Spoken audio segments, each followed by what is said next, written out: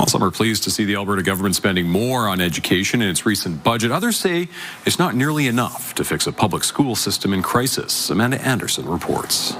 Alberta's public education system, which includes public, separate, and francophone schools, have the least to spend on public education in Canada. The head of the Alberta Teachers Association is blasting the Alberta government for becoming one of the worst in the country for per-student funding. The chronic underfunding of public education in Alberta has created a crisis that can no longer be ignored. The ATA says Alberta would need to spend $11.35 billion to reach the national per-student average. After a 4.5% increase in the latest provincial budget, Alberta's per-student funding now sits at $10.44 billion. Budget 2025 fell short $910 million.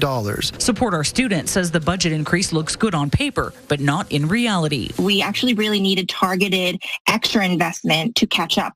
But with this budget, we will continue to fall behind and the crisis will worsen. They say years of underfunding is impacting students through a lack of supports and growing class sizes. Jason Schilling says in some cases there are as many as 40 students in a class. They deserve the supports and the necessary resources in order for them to thrive, not just merely or barely survive. With teachers being asked to do more with less, Schilling says burnout is a growing problem. If we want to retain teachers into public education, we need to address their working conditions and the students' learning conditions. The government says there's no money. At the same time of this small 4.5 bump, we saw a 10 to 13% increase in private funding or subsidies to private schools and charter schools. Both Edmonton Public and Catholic school boards say they're pleased with the overall increase in education funding, but won't know what the impact of the budget will be until financial portfolios for each school board are released towards the end of March.